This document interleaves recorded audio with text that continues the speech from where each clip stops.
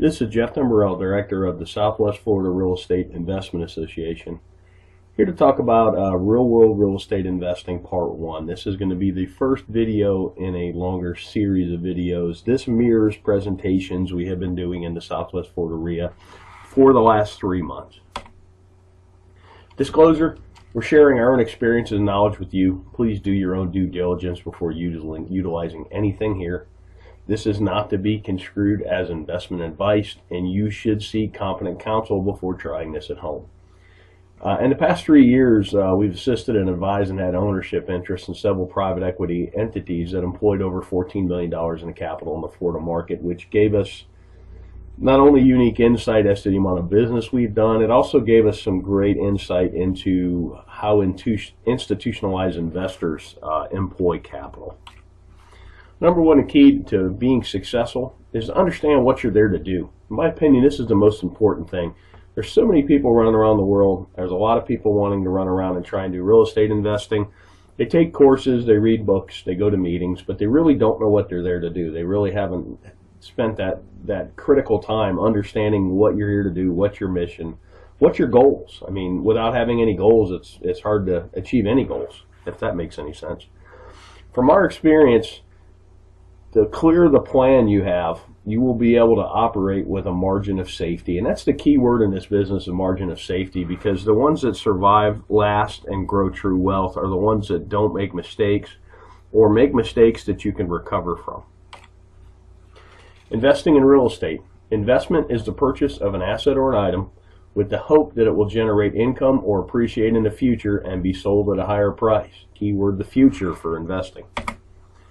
So what does that mean? The act of committing capital to an endeavor with the expectation of obtaining an additional income and or profit. That's what investing is. Something I've learned over the years is kind of like a narrative. It's a why in the road when you're talking to somebody that's in real estate. Are they a trader or are they an investor? Investors buy and hold. They get a return from the assets they own. Traders wholesale. Traders fix and flip.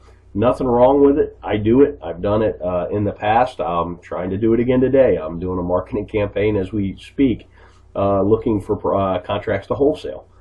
With that said, it's two different narratives and even two different valuation processes, investor versus trader. You need to recognize the difference between the two. Basic questions for an investor. How much capital are you employing? What's your desired rate of return? When are you going to need this capital back? And then what's your risk tolerance? Those 4 questions are how you determine what you're there to do. Then we'll talk about capital. There's an opportunity cost of capital, and particularly when you're raising capital, which I've been part of some private equity raises, you really need to understand what other opportunities are out there for investors, because generally why would you buy a piece of real estate that pays you 2% a year with all the headaches associated with that, when you can, if you could at the same time own a CD at 5 with none of the headaches. Give you a chart on 10-year T-bills, talk about opportunity cost.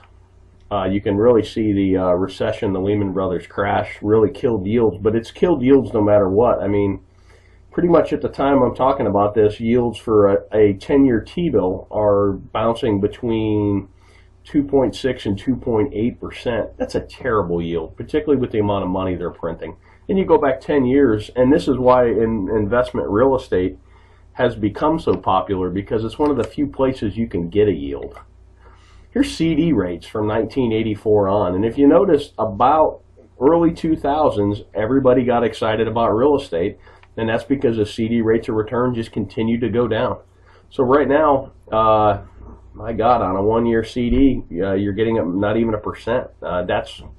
That makes real estate attractive, and that's something to watch as well. As CD rates and other rates on financial instruments go up, real estate may not appear as sexy, particularly to an investor who bought in the valley and bought right and has quite a bit of gain on the table. So opportunity costs in the real world. We already kind of talked about this. Most investors we know are looking for at least 6% a year. I know guys that are even looking for 15, and that's a cash on cash, not an internal rate of return. That would be a whole nother video that could be a whole day's worth, understanding the difference between the two. But what here I'm talking about is a yearly cash on cash return. And you got to be mindful of unrealistic expectations. I've seen people that have pitched 30% returns, and I've seen investors that are looking for 30% returns. And it's really hard to do. There's a lot of randomness and a lot of happenstance, and you're going to lose a lot more than you're going to win when you're dialing up those kind of deals. Unrealistic returns can lead to bad decision making because you seem to be chasing the golden goose instead of chasing a stable investment that pays you to own it. Let's talk about risk tolerance. These are two great quotes by Warren Buffett. And risk tolerance is really age dependent and your financial situation dependent as well. But here's a great quote. Look at the market fluctuations as your friend rather than your enemy. Profit from folly rather than participate in it. And that's most real estate investors. You're supposed to be a contrarian. I kind of put the world in, you're either a salmon or you're a lemming. You're either running with the crowd or you're running against the crowd. And here's another great one. The main danger is that the timid or beginning investor will enter the market at a time of extreme exuberance and then become disillusioned when the paper losses occur. The key is to not panic and do math-based risk assessments and then math-based evaluations and then sit down and decide what you're doing. You could have bought a home in Cape Coral, Florida at the height of the market at $320 and paid cash, held it all the way through the crash, and still got a better rate of return than CDs, and it's a terrible investment because your basis is so high. Or if you trade it out, you would literally be losing money. But it's sad but you actually would have outperformed the CD, and that's kind of a interesting thing. We did some case studies of people that had bought at the top and had they held and if they had mortgages, and I think that video is on our YouTube channel as well. Thanks for watching. You can always check out our website at swflreia.com. There should be a link at the bottom of this video. If you're on our website, put yourself on our mailing list. We send out a lot of foreclosure information. We send out our meeting notices, and we also from time to time send out information like this.